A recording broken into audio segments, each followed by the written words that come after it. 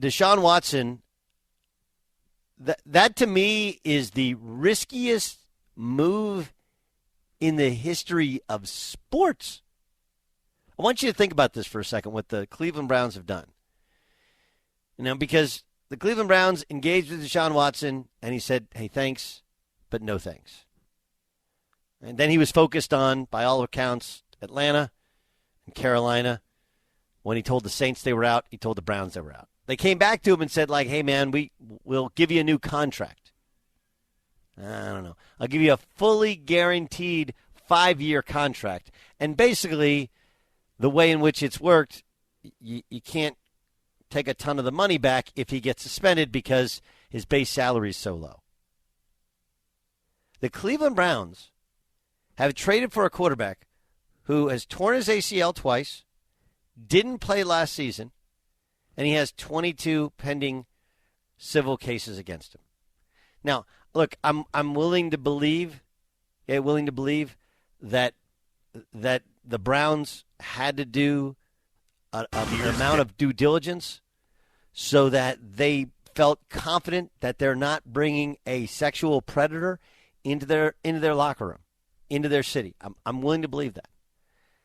And I've told you guys for the year and a half that this thing has gone on that everyone I talked to in the NFL had zero questions about Deshaun Watson off the field before this came out. None. They were like, dude, perfect prospect, perfect dude. There weren't alarm bells in college like, there's this guy who hangs around. Nope, none of it. So a guy who he's cashing in all his equity. But think about this for a second. There's two parts to it. Their desire to win supersedes anything else, including common sense, which is, I get it if you want to get him. I get it even if you want to give him a guaranteed contract. I wouldn't do it, not just because of the off-the-field behavior, but because he's torn his ACL twice already.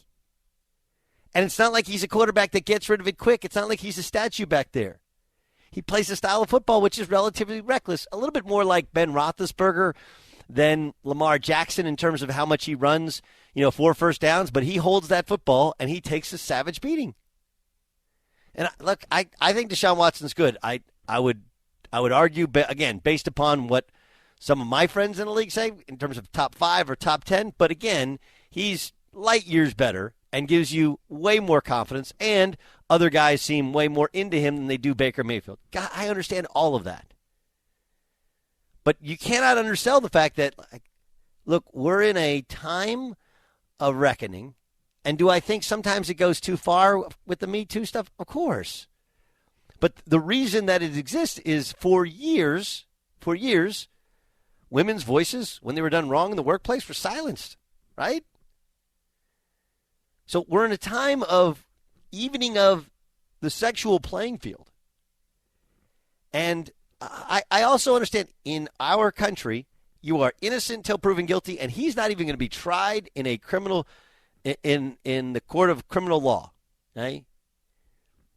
I get that, and it's as important to report the civil suits, or more important to say there's going to be no criminal procedure heading forward, and anyone I know in law says it's not that hard to charge somebody with criminal behavior. Maybe a little bit different in this case because the quarterback of the Houston Texans, because it's so high profile that you can't just, but most things can get through the grand jury if it passed the sniff test. That should, but still, they gave him a completely guaranteed contract, one that basically is Teflon from the NFL suspending him. Keeping in mind that the last contract he got from the Houston Texans, he signed before he played 2 years ago, but he still had another year left on his rookie deal. He got paid 3 years upfront money, never played a down on that contract. They gave him a new contract for 5 years. He's torn his ACL 2 times. He's going to be suspended at some point for a portion of time this season, and we don't know how this plays out in the civil world, plus how it looks. And look, I'm not one of these, he should never play again. I believe in our system of innocent till being proven guilty, but holy cow, is that a risky move from the Cleveland Browns, which only tells you really three things. One, Cleveland's got to think that they're close. Two, they got to get Baker Mayfield the hell out of that building. You only do that if your previous quarterback was such an abject disaster. You're like, I'll do anything to get rid of this guy, get somebody better in here. How about Deshaun Watson? Okay. How about the beating you're going to take in publicity? Okay. How about a 5-year guaranteed contract? Okay. How about the fact that you're going to put it all in the signing bonus so that they can't take any money away really from the salary if he's suspended? Like, okay. That tells you they think they're close. They only want to win football games. And that Baker Mayfield, they could not get rid of Baker Mayfield fast enough. No matter what anyone says, that's the reality to it.